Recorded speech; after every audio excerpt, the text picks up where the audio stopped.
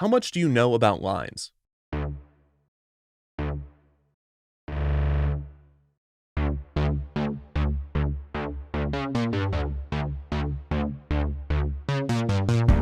A line, or a queue, is an organized group of people, or in this case dots, waiting their turn for some thing.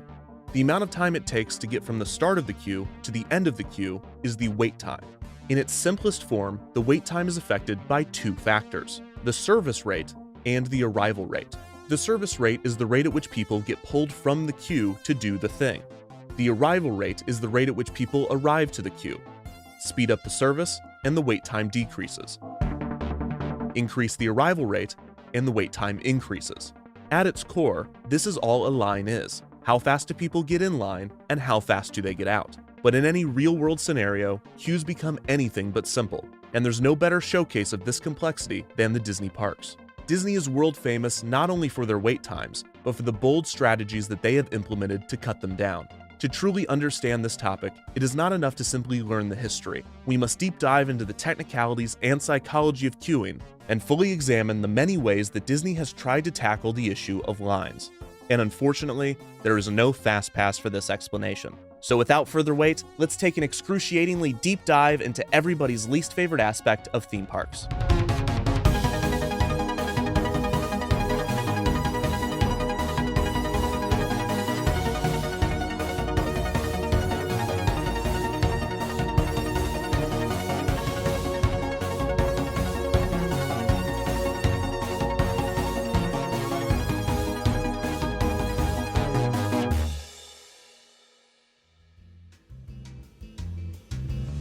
On October 1st, 1971, Walt Disney World opened to the public, with 2 resort hotels and 1 theme park, the Magic Kingdom.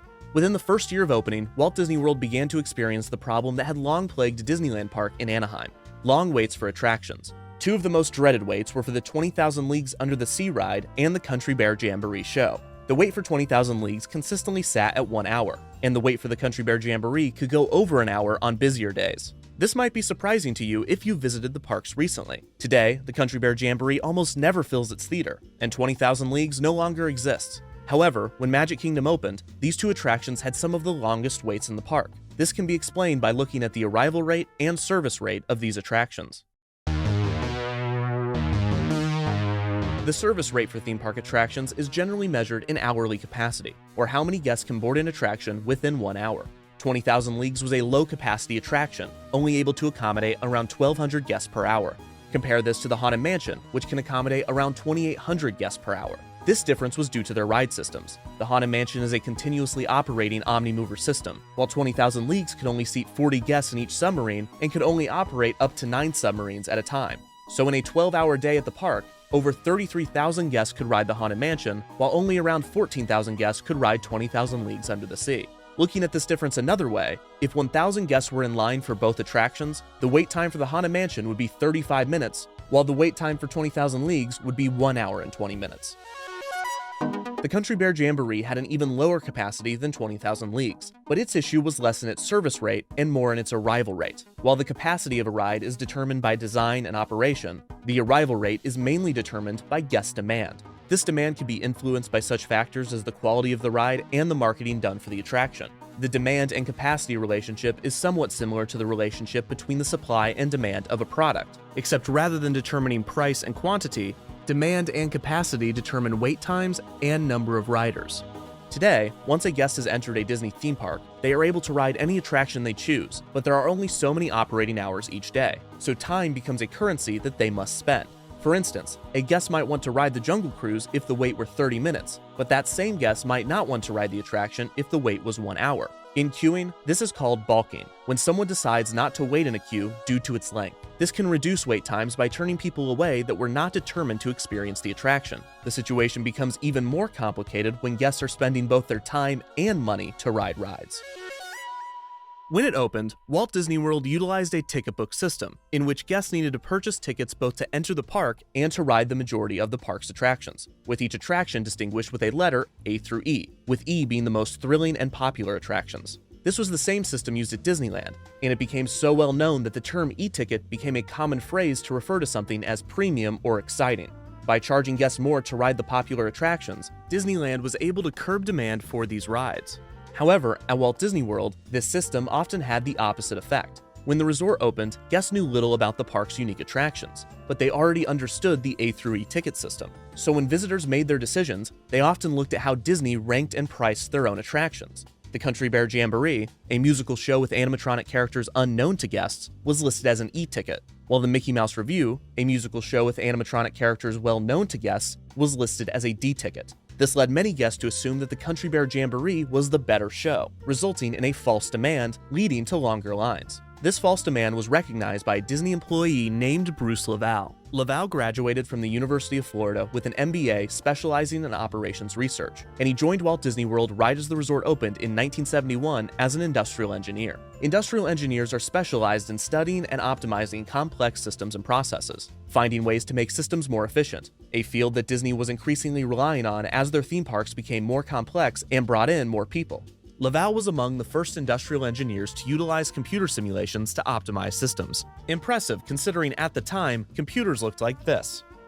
Within the first few years he worked for the company, Laval noticed the false demand being created by the A through E ticket system and argued for its removal. The idea made it almost to the testing phase for Magic Kingdom when top Disney executives, resistant to change, learned of the plan and shut it down.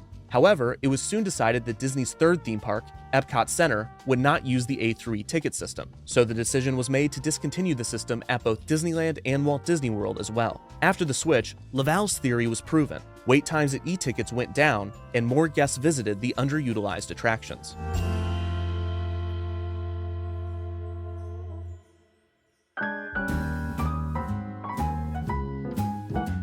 Long lines were by no means eliminated from the guest experience after the A through E ticket system was discontinued. In fact, lines were the #1 guest complaint at all 3 Disney parks. This is why when Disney opened its first international park, Tokyo Disneyland, in 1983, many within the company were surprised at the patience and endurance of Japanese tourists to withstand long lines, especially when compared to Americans. This is because different cultures have different reactions to queuing, with Americans tending to be some of the most impatient, right up there with the French, which Disney would learn soon enough. Also, people's reactions to queues change significantly over time, and the Disney parks have played a major role in this evolution. The most common type of queue at Disney is called the switchback queue, in which guests snake back and forth in a zigzag motion. This was pioneered by Disney's Imagineers at the 1964 New York World's Fair. The lines for Disney's attractions at the fair were long and out of control, so Disney developed the switchback concept, which organized and condensed the line. Reportedly, Walt Disney himself also felt the concept had a psychological benefit. Because guests were moving back and forth, they were face to face with other guests, allowing them to interact with strangers back when people were into that sort of thing. Switchback queues were soon implemented throughout Disneyland, then at Walt Disney World, Epcot Center, and eventually everywhere. But since queuing is always evolving, by the mid-1980s, distaste for the switchback queue had grown. People were no longer tricked by its condensed nature, and the endless zigzagging soon became grating. To combat this, Disney went back to the drawing board, coming up with a simple 3-tiered strategy to improve guest time in line. Number 1, keep waits to a maximum of 15 minutes. Number 2, if a guest must wait more than 15 minutes, give them entertainment, such as immersive queues and pre-show videos. Number 3, hide the queue from view, sectioning off different parts of the queue so the guests can't see how long the line really is until they've already waited in it. This strategy really came down to one basic principle. If you remove the guest's ability to visualize the wait itself will feel shorter. In 1987, Bruce Laval was named the director of the studio tour for the soon-to-open Disney MGM Studios. The new theme park was designed to focus primarily on the tour of the new film and television production facilities being constructed alongside the park. So when Disney MGM opened in 1989, it had few attractions, and worse, few productions. What it did have was an excess of people. Crowds flocked to Disney MGM to find long lines and little to do. The issue was widely reported on, and when asked about the crowds, Laval said, quote, "You could have the greatest show in the world, but if you have a 3-hour wait out there, people are going to leave the park dissatisfied." Immediately after the article was published, the Orlando Sentinel received a call from a man named Michael Eisner, who was the CEO of Disney at the time. Eisner assured the public, as well as the Disney employees quoted in Sunday's paper, that the park would be expanded with more attractions, stating, quote, "We do not want the lines to be that long. We are trying to rectify that as soon as we can." In 1995, Laval was promoted to Executive Vice President of Operations, now assuming responsibility for all park and resort operations at the Disney parks. Laval had held many different positions at the company, but his industrial engineering background had stayed with him, and the mounting issues with wait times led Laval and his team to develop something big. In the mid-1990s, Laval and his team began experimenting with the idea of transitioning certain attractions at the Disney parks to a reservation-only system. The idea was to give guests a reservation time for an attraction, so that they would not have to wait in line. Similar to a restaurant, guests would simply arrive at the attraction for their reservation and would be seated immediately. While the idea would eliminate waits for guests at the park's most popular attractions, there were obvious issues with the concept. First, it was nearly impossible to ensure that park guests arrived for their reservations on time. Often they would be doing something else around the park. When a guest would miss their reservation time, this would leave empty seats on the ride, therefore reducing the total capacity of the attraction. Second, if the attraction experienced downtime for any reason, then the guests holding reservations during this downtime would no longer be able to ride, as reservations for the rest of the day would already be filled. Or, if they were allowed on, the ride would now have a line of people for the rest of the day, defeating the point of the system. The idea was abandoned for these reasons, and it seemed that reservation-based attractions was a dead concept. This was until Laval had an epiphany, not while at work, but while on vacation.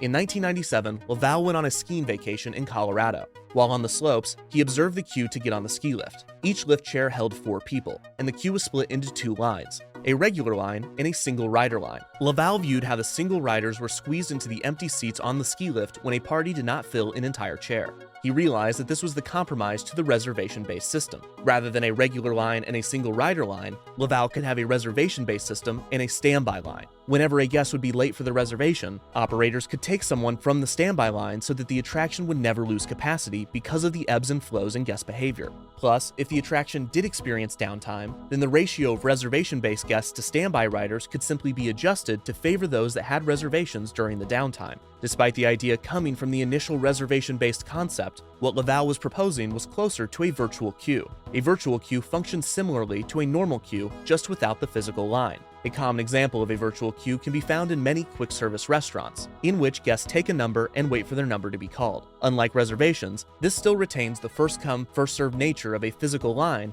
but it removes the ability to visualize the wait, therefore increasing the quality of it. After returning from vacation, Laval pitched the concept to other executives, but he was met with skepticism. Believing in the idea, Laval proposed that he test the concept to prove that it could work.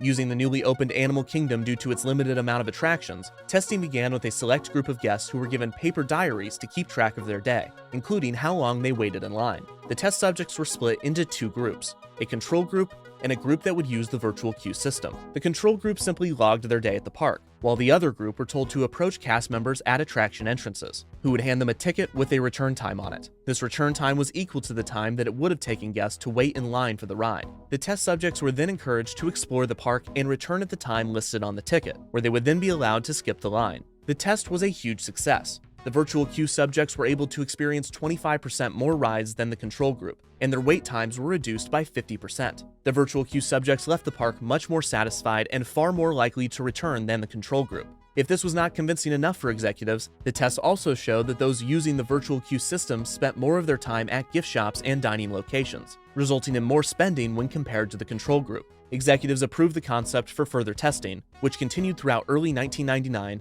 both at Disneyland and Walt Disney World.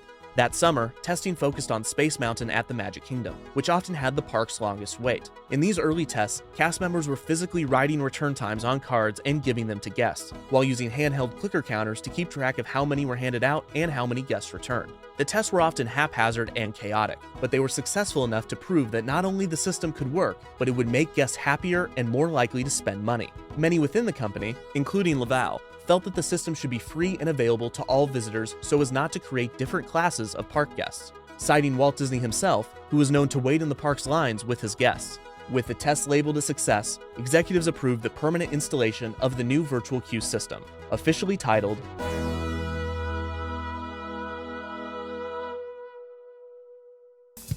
Hey! Did you know that you don't have to wait in line to ride some of your favorite attractions? Just look for the signs of selected attractions and insert your park ticket. You'll get a complimentary FastPass with a return ride time stamped right on it. Guests who entered a Walt Disney World park in late 1999 were met with a brand new system, FastPass. On the surface, the system was simple. Guests would approach an attraction, where they would be able to view the posted standby wait time. If this was manageable, they could join the standby queue right away.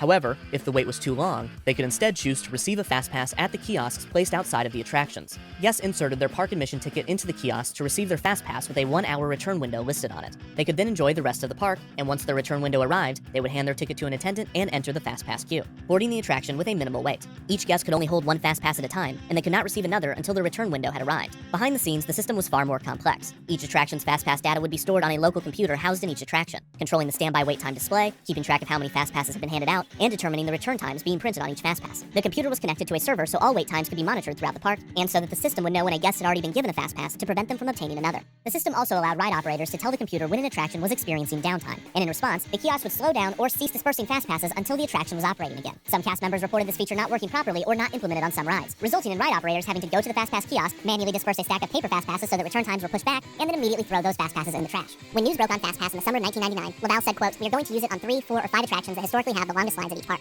By the end of the year, 13 attractions at Walt Disney World utilized FastPass, 5 at Magic Kingdom, 2 at Epcot, 5 at Disney MGM, and 3 at Animal Kingdom. In early 2000, FastPass was implemented in Disneyland on 3 attractions: Space Mountain, Splash Mountain, and Roger Rabbit's Cartoon Spin, with plans to expand the program. One way to keep moving is called Disney FastPass. D-E baby retail. Check this out. You roll up to the FastPass kiosk. Boom, boom. Kick back your ride time. Then you just come back to ride that time and giddy up. Pretty sweet little invention. Let's hit it. FastPass was a huge learning curve for guests. Despite heavy marketing, many guests did not know about the program, and even fewer understood it. In the early days, it was referred to as Disney's best-kept secret, and many guests waiting in standby lines were visibly and vocally frustrated to see priority being given to those that had FastPasses, believing that they were being skipped or cut in line, which in a way, they were. Some people believed that FastPass was simply holding their place in the attractions line, which is not the case. The FastPass kiosk and ticket system was a virtual queue, so there was a first-come, first-served system built into the program, but that just determined guest return windows. Once guests redeemed their pass, that queue was over, and they were admitted to a new preferred queue that shared the service rate of the attraction with the standby line. The arrival of FastPass guests did affect the rate at which guests moved through the standby queue. There were a few exceptions to this, such as with Space Mountain at the Magic Kingdom, which has 2 separate tracks. So, if operated as such, one track could be standby only, and the other could be FastPass only. If this is the case, then FastPass guests are not skipping or cutting the standby line, they essentially just have their own attraction, as there are 2 separate service rates, and the arrival of FastPass guests have no impact on the standby line. The main issues with implementing FastPass beyond the learning curve for guests was perfecting the technology for the kiosk and finding space in each attraction for 2 lines. Luckily, many attractions already had 2 lines, and guests were given the choice of either the left line or the right line when they entered. A common advice from vacation planners was to always go left, because the majority of people are right-handed and thus tended to go right. The phenomenon found outside of Disney's parks and studied by queuing experts for some time. Some attractions already had a split point, but not until later on in the queue. For instance, Space Mountain at Walt Disney World had a wide single-line hallway up to the ramp leading to the main show building. Here, a railing was added and all guests had to go to the right side, so that cast members could walk on the left. This made installing FastPass very simple, because Disney only needed to extend the railing to the beginning of the queue and build a staircase to the entrance, so the left side and the right side remained split the entire time. Reviews from those guests that used FastPass were overwhelmingly positive. On average, guests that utilized the system waited 75% less throughout the day. A few skeptics believed the system would increase standby wait significantly throughout the park. When I responded to this concern, saying, quote, "It's only a problem if they don't self-select. The only challenge is in getting people to understand FastPass." He added that, quote, "People go on to what we might consider the secondary attractions in that area of the ride to have FastPass for. We found that these were typically attractions that they didn't go on before because they were spending too much time in line. This does increase rides per capita by backfilling lots of attended attractions.